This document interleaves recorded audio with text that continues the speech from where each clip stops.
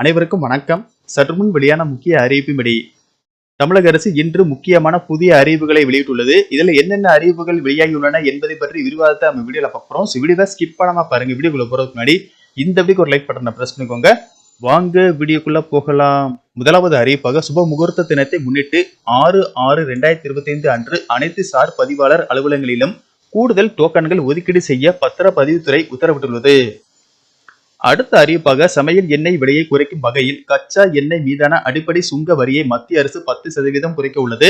இன்று முதல் இந்த நடவடிக்கை அமலுக்கு வரும் என கூறப்பட்டுள்ள நிலையில் பாமாயில், சோயா எண்ணெய் மற்றும் சூரியகாந்தி எண்ணெய் ஆகியவை மிகவும் மலிவு விலையில் கிடைக்கும் என்று எதிர்பார்க்கப்படுகிறது. அடுத்த அறிவிப்பாக இளநிலை மருத்துவ படிப்புகளுக்கான நீட் தேர்வு முடிவுகள் வரும் 14ஆம் தேதி வெளியாக உள்ளது.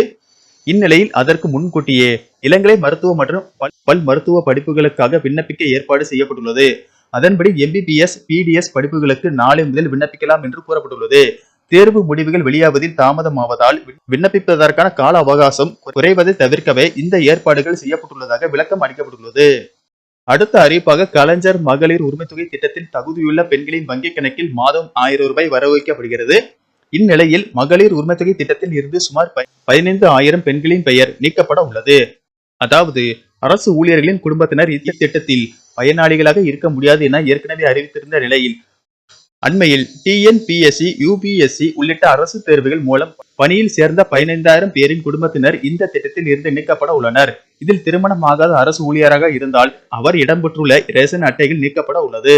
அடுத்த அறிவிப்பாக தக்கல் டிக்கெட்டுகளை முன்பதிவு செய்ய இனி ஆதார் அங்கீகாரம் வேண்டும் என்றும் ஆதார் வெரிபிகேஷன் மூலம் உண்மையான பயனாளர்கள் மட்டுமே தக்கல் டிக்கெட் புக்கிங் செய்ய முடியும் என்பதால் இந்த நடைமுறை கொண்டு வரப்படுகிறது என்று ரயில்வே அமைச்சர் கூறியுள்ளார்.